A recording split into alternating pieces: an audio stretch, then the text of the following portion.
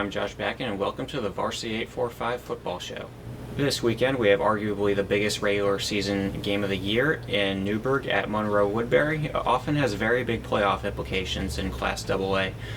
So I went to Newburgh camp first, and I spoke to running back Lakeem Thompson about Newburgh's very deep backfield.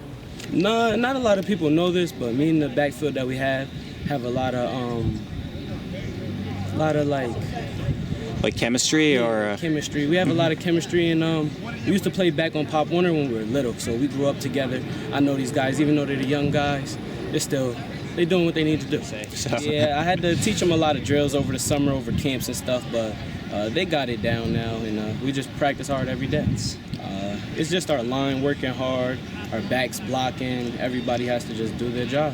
As long as the quarterback knows what he's doing, everybody's doing good.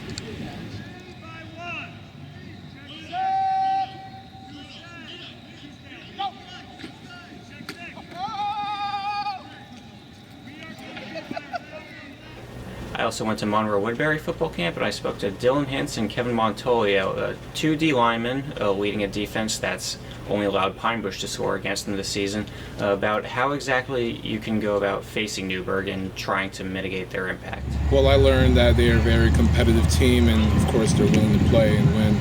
It's really the team we really need to go against, give us that edge that we need, to win the game. So the main way to prepare for that is also doing hard and practice, and of course our offensive scout giving us a good look. That's the main way. And also shooting your hands to the opponent. That's the only way we'll find out if it's a pass. They're obviously a very good team. They're well coached. They always come back with new players. You can never take them for granted. They're always got someone else to fill in for something. They lost Forbes and DeBose, but they still find a way to win this year. Well, we're happy that we don't have to deal with Forbes and DeBose this year, but they've shown that they can pass the ball this year, and that's something that we got to certainly worry about now. And stopping the run is always number one for us, and we've done a great job with that all year. So. No, we haven't had that opponent to really push us far and to the point where we would really have to do our job.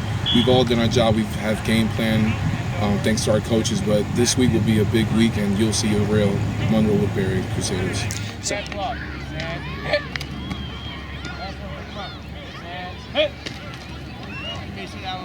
Well, Montgomery here. We got some big games coming up this week in Week 6. Josh will be at two of the biggest rivalry games in the area this weekend. Tell us what you think is going to happen on Friday night. Well, we've got Newburgh at Monroe. I'll be there, and difficult to tell with this game because it's always so back and forth with this rivalry. Both teams have looked pretty sharp on offense, defense, special teams, and as Coach Bill Bianco is saying, often with this game, there's not much new to the game plan, but it's more a matter of which team just executes better. So we'll see that on Friday. Another big game to check out on Friday night is going to be Warwick at Valley Central. Warwick improved to 2-0 in the division with a win at Minnesink last week. Valley Central is 3-0. This will be their final division game. They get Pine Bush in a crossover last week of the regular season. So really the division comes down to this. And Warwick won a close game in the rain last week, 9-6. They'll go up against a Valley Central team that's looking to close out this division undefeated. There'll be lots of playoff implications either way that this shakes out, so that will be a good one on Friday. And then another big rivalry game on Saturday, right, Josh?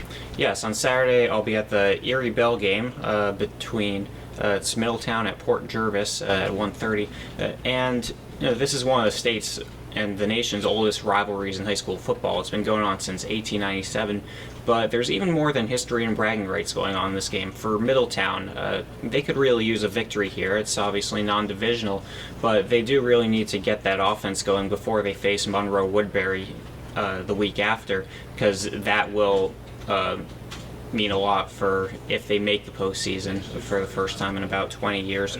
And for Port Jervis, they're coming off 4 consecutive wins, most recently with Monday's victory over New Paltz, and they're looking to take back this game after losing it last year to Middletown's comeback.